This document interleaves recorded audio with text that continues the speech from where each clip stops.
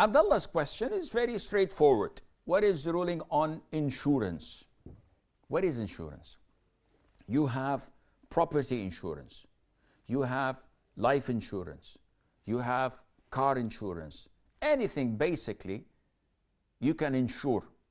So if I'm a celebrity and my beard is long, I can insure it.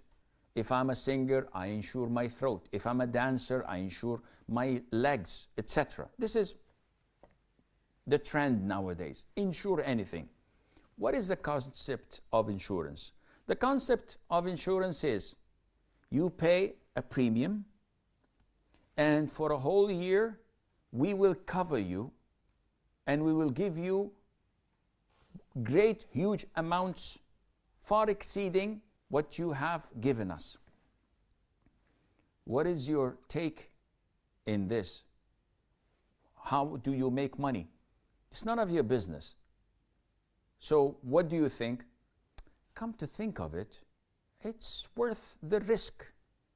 It's like walking on the street, someone comes to you and said, the grand lottery. Buy a lottery ticket for $1 and you get the chance to hit the jackpot for $1 million. What is $1? Nothing. I'm willing to give it away. In some airports, whenever I travel to that particular airport, they have a Porsche or a DB7 Aston Martin or the likes of these supercars, and they say only 2,000 participants will be in a draw. All you have to pay is 500 of the currency of that country. Peanuts. So you feel greedy and you think, will I be happy? Will I be lucky? And you pay it. This is gambling. This is maysir, which is haram and a major sin, and Allah Azza wa Jal combined it with intoxications, with intoxicants, with wine, al-khamr wal-maysir. So insurance basically is paying a premium of 1,000 or 2,000, and they cover you up to $1 million. And if you look at the ratio, you think that it's worthwhile. But at the end of the year, nothing happens, you lose your 2,000.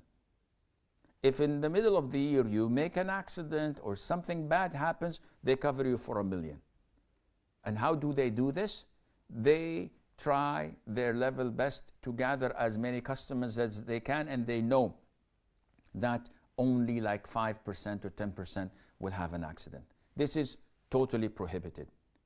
Is there a way out? Abdullah from Libya was asking about insurance, and just before the break I replied to him and answered him that this is a form of lottery, and it's not the simple type of lottery, but rather it's complicated, as it involves riba as well.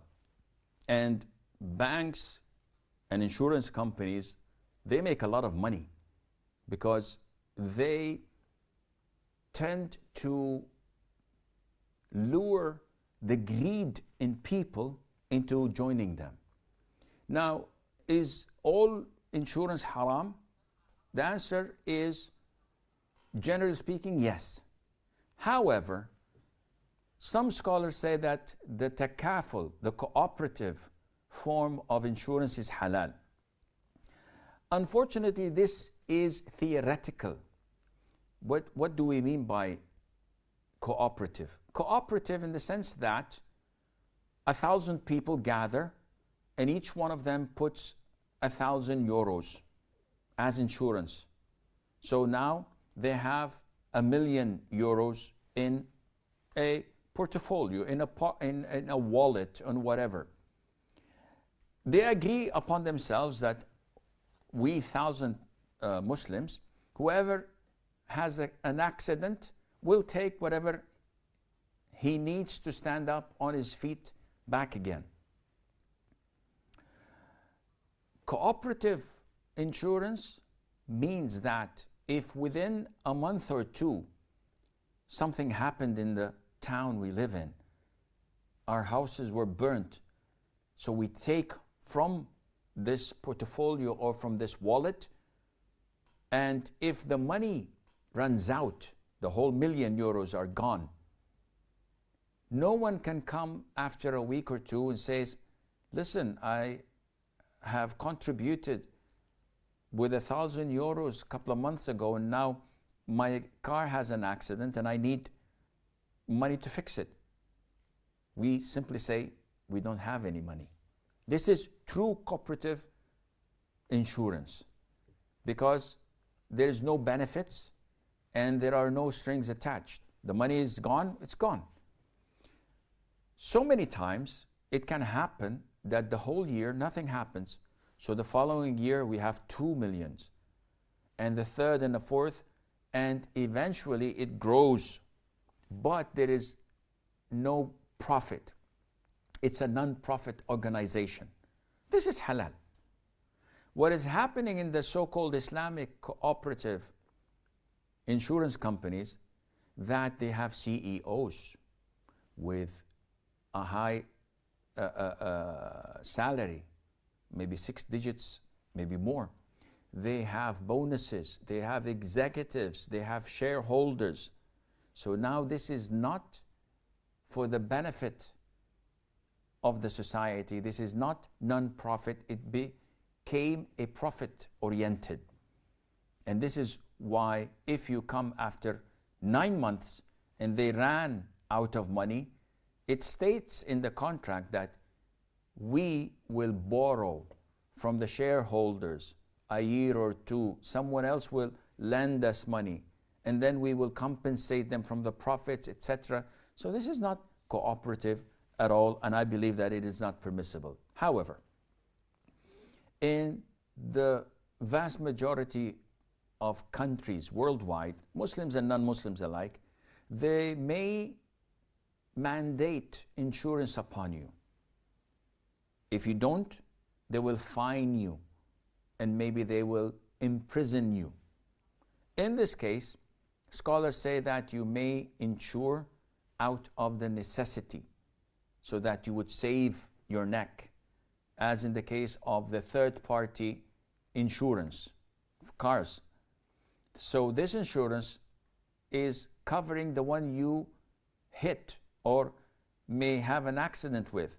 So if I hit someone's car, my insurance fixes his car, not mine. So this is called third-party insurance, and this is mandatory in almost all countries worldwide. So scholars say that either this or pay a fine, or maybe go to prison. No, pay it, and you can utilize it. But when it's voluntary, when the country does not mandate health insurance, and you opt for it just for the sake of saving money, definitely paying 2,000 or 1,000 euros a year, and then get MRIs and get surgeries and pregnancy tests and labor, and etc. All of this is far greater. So people, again, would become greedy and would like to take it. This is not permissible. If it's mandated by law, then you should obey the law, and the sin is upon them, and Allah Azza wa Jal knows best.